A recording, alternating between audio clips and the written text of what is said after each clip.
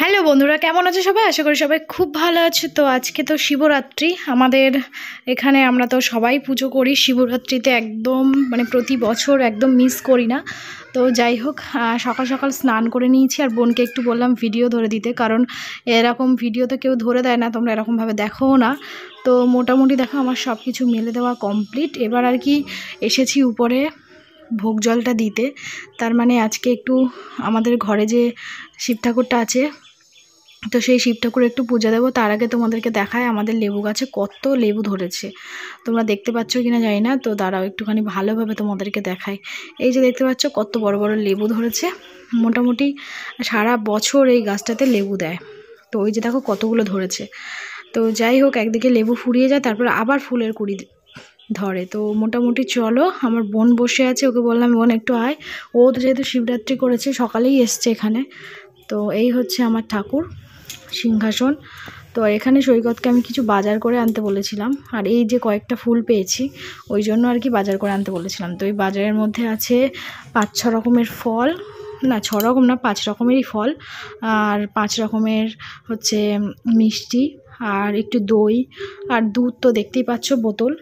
আজকে আর ছেলেকে দুধ খাওয়াবো না, এই দুধটাই আর কি ঠাকুরের মাথায় ঢালবো। তো যাই হোক, ফলগুলোকে জাস্ট নামিয়ে নিলাম, আর আমার বোনের সঙ্গে একটু গল্পও করছি। আর কয়েকটা আকন্দের মালা এনেছে আমার বোন, আর আমার দুজনের জন্যই এনেছে, কারণ আকন্দের মালা আমাদের এখানে আমরা পাই না।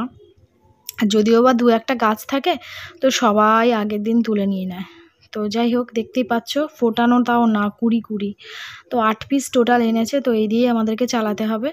তো মোটামুটি দেখো দেখতেই পাচ্ছ। এবার আমি প্রদীপ, মোমবাতি আর ধূপ ধুনো, যে ধূপকাঠিটা ওটা ধুনো আর ধূপ একসঙ্গে, তো একসঙ্গে গন্ধ বেরো, আমার তো ভালো লাগে, দারুণ গন্ধ। তো তার আগে ভাবলাম ওগুলো ধরানোর আগে কয়েকটা ফল কেটে নিই, আজকে ঠাকুরকে ফল নিবেদন করব। তো মোটামুটি 3 রকমের ফল কেটে নিয়েছি, লেবু, শাঁকালু আর হচ্ছে শশা, এই 3 রকম আর কি ফল কেটে ঠাকুরকে দেব।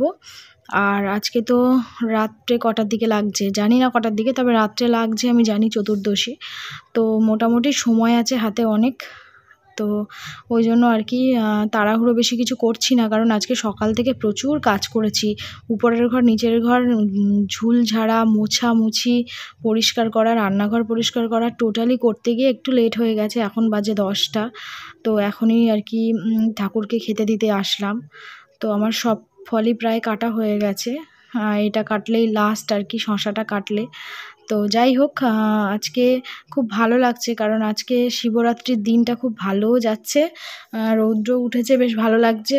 আর সবথেকে বড় কথা, আমাদের বেশি মজা হয় কীরকম বলো তো, এই ভিডিওতে আর দেবো না রাত্রে কি করি না করি, পরের ভিডিওতে অবশ্যই তোমাদেরকে দেখাবো আমরা রাত্রে কেমন আনন্দ করলাম। এখন আমি একটু জল ঢেলে নিচ্ছি গ্লাসে করে। তো পরের ভিডিওতে দেখাবো, কারণ এই ভিডিওতে দিলে তো অনেকটা বড় হয়ে যাবে, ওই জন্য আর কি দিনের বেলা কি করছি শিবরাত্রির দিন সেটা তোমাদের সঙ্গে শেয়ার করলাম। আর রাতের বেলাটা দেখি পরের দিন তোমাদেরকে আবার দেব। এই হচ্ছে ঘি, মধু, আর এই হচ্ছে আমাদের শিবলিঙ্গ। তো মোটামুটি এখন দুধ, ঘি, মধু সব একসঙ্গে ঢেলে দিয়েছি, তারপরে একটু বেলপত্র, তুলসী পাতা, ফুল এগুলো দিয়ে আর কি ঠাকুরকে একটু সাজিয়ে নেব। আজকে ধুতুরো ফুল পাইনি জানো, আজকে দেখলাম দিদিভাইয়ের কাছে একটাই ধরে আছে, আর বাকিগুলো সব কুড়ি। তো ওই জন্য আর তুললাম না, ওই একটা দিয়েই দিচ্ছি, আর একটু আকন্দের মালা দিয়ে ঠাকুরকে ভোগ নিবেদন করে দিলাম। আর এই হচ্ছে আমার ঠাকুরের সাজানো, কারণ ফুল পাইনি, যতটুকু যেমনভাবে পেরেছি সাজিয়েছি। তো আজকের ভিডিওটা এখানে এন্ড করি, সবাই ভালো